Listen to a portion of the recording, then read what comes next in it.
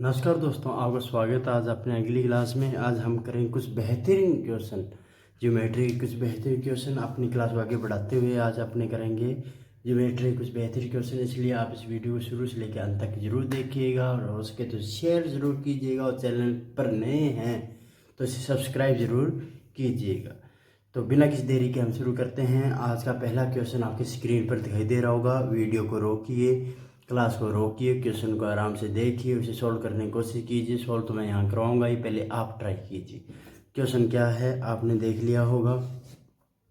Question है एक triangle दे रखा है कि ए बी सी एक ट्राइंगल है, ठीक है। उसके अंदर क्या है कि ए बी पर कोई बिंदु डी है, ए बी सी पर कोई है, और ये ए सी के ई बिंदु पर इस तरह से मिलता है कि जो ये आपने चार ऑप्शन दे रखे हैं, इनमें से भी पता नहीं ये प्रूव करना है या नहीं। अगर आपने सिमिलरिटी का क्वेश्चन पढ़ा हुआ है, अगर चैप्टर पढ़ा हुआ है या आपका वो कंसेप्ट क्लियर है तो ये क्वेश्चन बड़ी आसानी से समझ आ जाएगा। नहीं तो मैं बता ही दूंगा, ठीक है। इसका कंसेप्ट सिमिलरिटी वाला लगेगा। अगर कोई भी ऐसी लाइन ट्राइंगल के बीच में खींच दी जाए जो तीसरी लाइन के क्या हो, समांतर हो या यानी कि पैरेलल हो, तो जो छोटे वाला ट्राइंगल होता है ना, जैसे ये बड़े वाले ट्राइंगल का क्या होगा, सिमिलर होगा। जैसे ये जो ए डी है ना, ये समरूप होगा किसका, ए बी सी का। तो यहाँ से आप यूँ लिख सकते हैं A D upon A B, और A D upon A B, A E upon A C, और D E upon B C. इसके अलावा आप ये भी लिख सकते हैं A D upon B D equal to A E upon E C. अगर ये दोनों लाइनें समांतर हैं, डी ई अगर बी सी के समांतर हैं, पैरेलल है, तो 100% ये जो इस लाइन में जो डी साइड में जो ये लाइन है ना, डी जो ए बी को जिस अनुपात में या जिस रेशो में बांटेगी ना, उसी रेशो में ए सी को बांटेगी, ठीक है। एक ये कॉन्सेप्ट क्लियर होना चाहिए। या आप यूँ भी कह सकते हैं B D upon A B equal C E upon A C. बड़ा सिंपल। आप देखिए क्वेश्चन में क्या क्या दे रखा है, वो उसके अनुसार अपने आंसर देंगे। तो पहला अपने सामने ये दे रखा है कि पहला ऑप्शन है A D ratio A D E. अच्छा, इन दोनों रेशो में मिलाकर दे रखा है, इन दोनों को A D equal A B, D equal B C. अपने क्या दे रखा है कि ए डी रेशो, यहाँ ऊपर लिख देता हूँ मैं अगर नहीं ध्यान लग रहा, इसको क्रॉस मल्टीप्लाई कर दो आप, तो A D ratio D E किसी इक्वल होगा A B ratio B C. यानी अपना पहला ऑप्शन तो राइट है, पहला ऑप्शन अपना राइट है।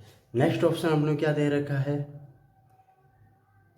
A D upon D B, A D upon D B, A D upon D B, okay, ये रहा D B equal to A E upon A C. ये भी राइट अपना, ये भी राइट, आपने पहले ही लिख लिया है चीज़ को। थर्ड क्या दे रखा है, हाँ। अब दो सिमिलर जो ट्राइंगल होते हैं ना, उनका जो एरिया होता है, जो समरूप ट्राइंगल होता है ना, उनका जो एरिया होता है ना, उनकी जो साइड्स होती है उनके स्क्वायर के इक्वल होता है, इनके स्क्वायर के इक्वल होता है। जबकि यहाँ 2AB रेशो ए डी दे रखा है, तो ये ऑप्शन गलत है। आप हमसे ध्यान रखना, जो सिमिलर ट्राइंगल हो गए ना, जैसे ट्राइंगल ए बी सी, ये ए आर बोले तो एरिया है, ठीक है, ए आर बोले तो एरिया। ट्राइंगल ए डी का जो एरिया है ना, वो किसके इक्वल होगा, ए बी की भुजा, अगर ए बी लेता हूँ मैं, ए बी की स्क्वायर अपॉन ए डी की स्क्वायर के इक्वल होगा, इनकी भुजाओं के वर्ग के अनुपात के बराबर होगा। इसी तरह देखते हैं अपना नेक्स्ट क्वेश्चन। बेहतरीन क्वेश्चन होने वाले हैं, इसलिए बने रहिएगा वीडियो में अंत तक, और जितना हो सके उतना आपने खुद ट्राई करना है क्वेश्चन को, जितना हो सके उतना खुद आपने ही ट्राई करना है क्वेश्चन को। नेक्स्ट क्वेश्चन अपने सामने ये रहा कि ट्राइंगल ए बी सी है, ये भी बेहतरीन क्वेश्चन है। ए बी सी है, जिसका एरिया कितना है, 60 सेंटीमीटर स्क्वायर है।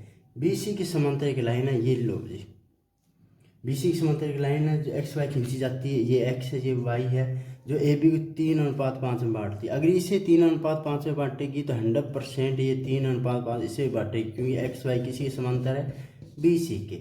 अगर XY BC के समांतर है तो इस साइड को जिस अनुपात में बांट रही है ना, इस साइड में भी सेम अनुपात में ही बांटेगी। कोई दो राय नहीं है, कोई डाउट नहीं है इसमें। बेहतरीन क्वेश्चन, इतना आपको समझ आ गया होगा। तो अब नेक्स्ट अपने देखते हैं कि इन्होंने पूछा क्या है। इन्होंने पूछा है तो बताइए BXY का एरिया बताइए। क्या मुश्किल है, आपको पता है, मैं अभी बता के हटाऊँ कि अगर ये 3 रेशो है तो पूरी लाइन कितनी होगी, 8 की होगी। तो आप यूँ कह सकते हैं कि area triangle ABC upon area triangle, पहले मैं ना ये लिख देता हूँ XY, area XY, area ABC, AXY की भुजा कौन सी है, 3 की स्क्वायर। मैं वो अभी बता के हटा हूँ कि दो सिमिलर समरूप त्रिभुजों का जो एरिया यानी कि क्षेत्रफल का जो अनुपात होता है भुजाओं के वर्ग के अनुपात के बराबर होता है। तो इसकी एक भुजा अपने ये लेंगे 3 की स्क्वायर, और इसके समानुपाती भुजा कौन सी होगी, AB, जिसकी जो क्या बनेगी 8, तो 8 की स्क्वायर। मुझे एरिया AXY की वैल्यू नहीं पता है, लेकिन ABC की वैल्यू पता है, वो कितनी 16 है, ये 9 होगी, ये 64 होगी। ठीक है, 16 की टेबल से कट हो जाएगा, 64 जा 64 यानी 16 चौके 64। तो आपका जो एरिया AXY आ रहा है, एरिया AXY जो आ रहा है वो क्या आ जाएगा, 2.25 सेंटीमीटर स्क्वायर आ जाएगा। यानी ये जो एरिया आ रहा है 2. यहाँ में एक बात गौर करने वाली है, अगर कोई भी लाइन, अब इस सबको भूल जाइए, आप इस सब मैटर को भूल जाइए। अगर ये आपके पास ऐसा कुछ ट्राइंगल आ जाए, अगर इसका जो रेशो आ रहा है 2.25 आ रहा है, सॉरी इसका जो एरिया 2.25 आ रहा है, और आपको पता लग रहा है कि ये जो साइड है वर्टेक्स जो लाइन खींची गई है इस ट्राइंगल को, या इस ट्राइंगल के कि इस साइड को, थर्ड साइड को AB को 3:5 में बांट रहा है, 3:5 में बांट रहा है, तो इसका मतलब ये होगा कि इनका एरिया भी इसी अनुपात में बंटेगा, एरिया भी इसी अनुपात में बंटेगा। तो आप ये कह सकते हैं area AXY area BXY equal to 3/5। AXY की वैल्यू आपके पास क्या है 2.5, और एरिया BXY की वैल्यू आपके पास फाइंड करनी है आपको, BXY 3/5। अब इसे सॉल्व कर लीजिए, 3 की टेबल से ही कट जाएगा, 0.75 आंसर आएगा। ठीक है, उस 5 का इससे मल्टीप्लाई करेंगे, 5 इधर जाके इससे मल्टीप्लाई होगा, तो एरिया BXY क्या आ जाएगा 3.75 सेंटीमीटर स्क्वायर आ जाएगा, 3.75 सेंटीमीटर स्क्वायर आ जाएगा। ये अपना आंसर आ गया।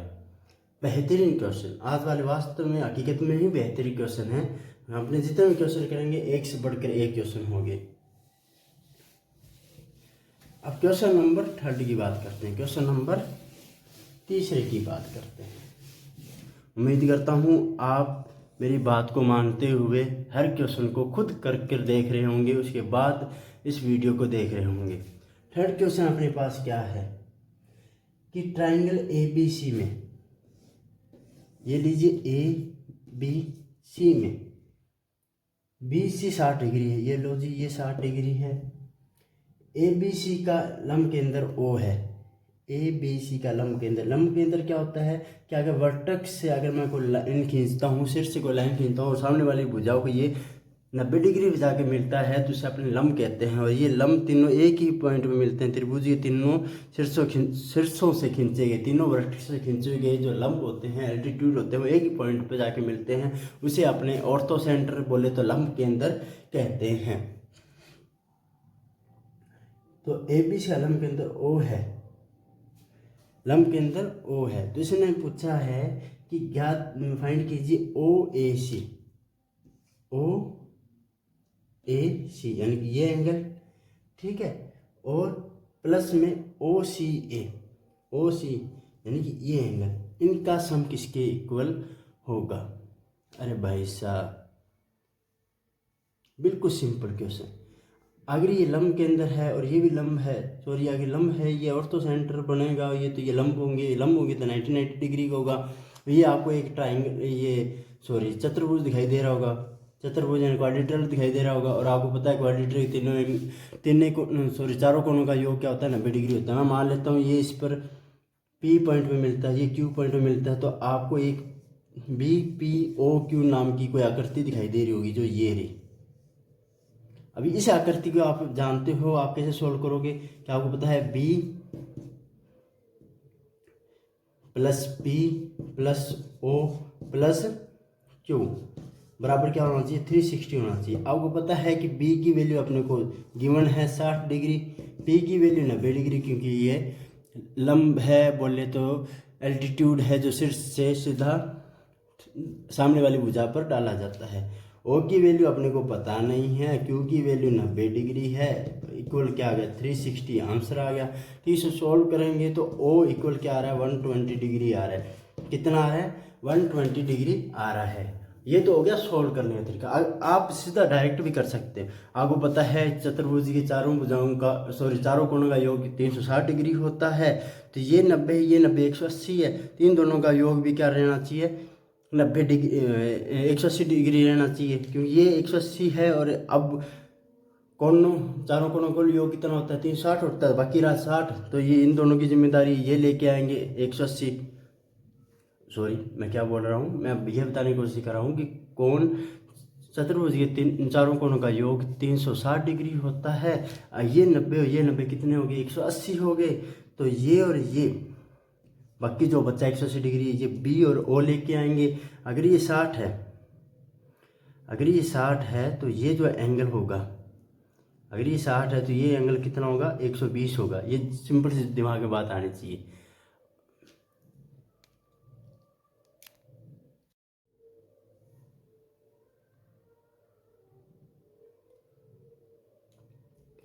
इस सिंपल सी बात दिमाग में आनी चाहिए कि इनका जो योग होगा वो 180 होगा, ये 60 है तो ये भी 120 होगा। आपको पता है शीर्षाभिमुख कोण यानी वर्टेक्स एंगल, जो अपोजिट वर्टेक्स एंगल जो होते हैं उनका मान एक जैसा ही होता है। अगर ये 60 है तो ये भी 60 ही होने वाला है। इसी तरह अगर ये 120 है तो ये 120 है।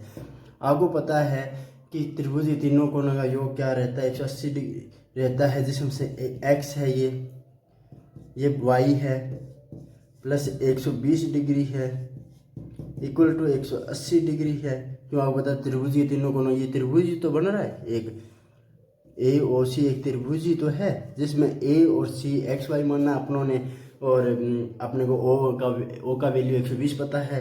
तो कोण x प्लस कोण y की वैल्यू अपने पास क्या आ रही है 60 डिग्री आ रही है। क्या आ रही है 60, 120 आगे इधर माइनस हो जाएगा। बड़ा सिंपल है। ये तो उन्होंने पूछा है कि बताइए कि कोण OAC और कोण ACO की प्लस करके जो वैल्यू आएगी वही तो पूछी उन्होंने, वो क्या आ रही है 60 डिग्री आ रही है। बस ऐसा सिंपल ही क्वेश्चन करना है, बिल्कुल सिंपल बेसिक क्वेश्चन था। अब देखते हैं क्वेश्चन नंबर 4। वैसे 4 तो काहे का है, ये क्वेश्चन नंबर है 94। क्वेश्चन नंबर है ये 94, क्योंकि मैं पीछे इसी कुछ क्लासें बना चुका हूँ। अगर आपने अभी तक वो नहीं देखी है तो विनती रहेगी आपसे कि आप वो वीडियो ज़रूर जाके देखिएगा। तो देखते हैं अपना नेक्स्ट क्वेश्चन। आपने क्या दे रखा है 94 नंबर क्वेश्चन में, आपके सामने स्क्रीन पर दिखाई दे रहा होगा कि ABCD एक समांतर चतुर्भुज है जी। बना लेते हैं ABCD। इसकी खास बात क्या रहेगी, इसके जो आमने सामने वाले कोण हैं उनका मान बराबर रहेगा। जो आसन कोण बोलते हैं, जो इंद्र कोण बोलते हैं, इनका सम 180 रहेगा। क्या रहेगा 180 रहेगा। कहीं से जोड़ लीजिए, इन दोनों कोण क्या रहने वाला है, इन कोणों का योग क्या रहने वाला है, 180 रहने वाला है। इतनी सी बात। अब इन्होंने क्या दे रखा है, भुजा ए पी पर कोई बिंदु पी है, ये लीजिए कोई बिंदु पी बना दिया अपनों ने, और यदि डी पी और सी पी, लो जी डी पी और सी पी को मिला दिया है। डी पी व सी पी को इस प्रकार मिलाया जाए कि ये क्रमशः ए डी सी और बी सी डी समझ, यानी कि बी सी ये क्रमशः ए डी सी को और बी सी डी को समद्विभाजित करे, तब डी सी बराबर, अरे बिल्कुल सिंपल है यार, अगर ये एंगल इसको समद्विभाजित कर रहा है, चलो इस बात को भूल जाओ एक बार, ये अब एक्स्ट्रा नॉलेज मैंने दे दिया। मान लीजिए अगर ये 2y है, ये क्या है 2y, तो ये y में बांट देगा ऐसे, ये 2x है तो इसे कितने में बांट देगा, x में बांट देगा, और ये अपने पास 2y तो है ही, ये अपने पास 2x तो है ही। अब ये देखिए गौर कीजिए थोड़ा सा, अगर ये एंगल y है ना, ये भी y ही होगा। क्यों होगा, y इसलिए होगा क्योंकि ये बन रहा है अंकांतर कोण।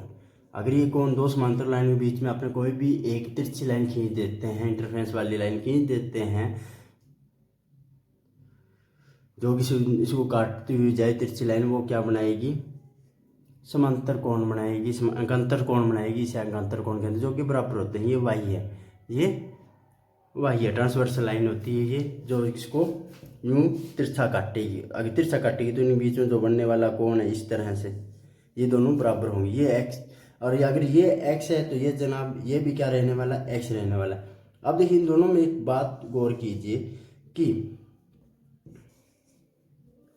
यह लाइन और ये लाइन इक्वल होगी। मैं यहाँ अलग से लिख देता हूँ, डी ए, ये बिंदु पी है, पी, इसका वाई कोण, इसका ये वाई कोण, दोनों बराबर है। इसका मतलब ये दोनों भुजाएं बराबर है, कि दोनों भुजाएं बराबर हैं वही क्या बनाती हैं, बराबर कोण बनाती हैं। इसी तरह इसकी बात करते हैं,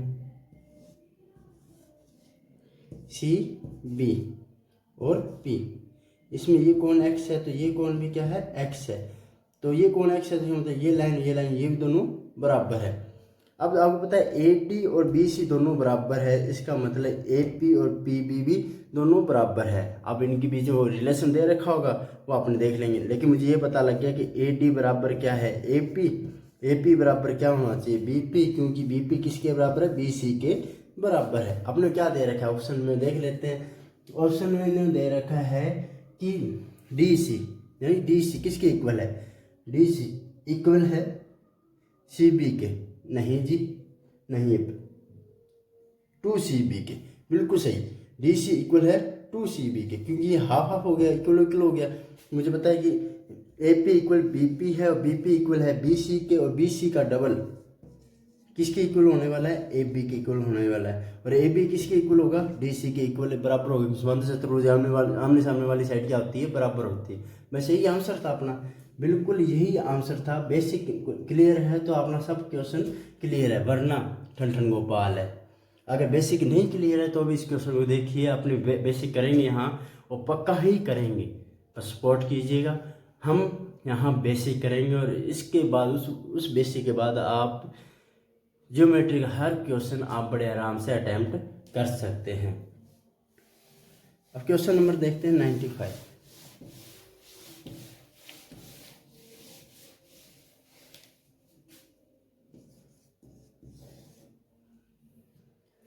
अपने को एक डायग्राम दे रखा है, चतुर्भुज है, ये समांतर चतुर्भुज नहीं है, चतुर्भुज है। ध्यान रखना इसकी कोई भी साइड इक्वल नहीं होगी, ए बी सी और डी, जिसके अंदर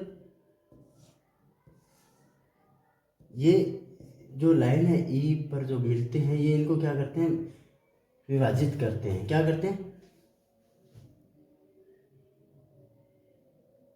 इन कोनों को क्या करते हैं, ये विभाजित करते हैं और ई पर जाकर मिलते हैं,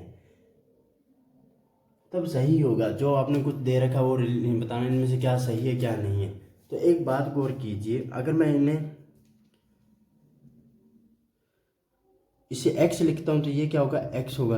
अगर इसे मैं y लिखता हूं तो ये क्या होगा, ये भी वाई होगा, क्योंकि इसी कोण को ये क्या कर रहे हैं, समद्वि विभाजित कर रहे हैं। इन्होंने ये कहा है कि सी को समद्वि विभाजित करने वाला और डी कोण को समद्वि विभाजित करने वाली जो रेखा है ना, वहीं पर जाके मिलती है।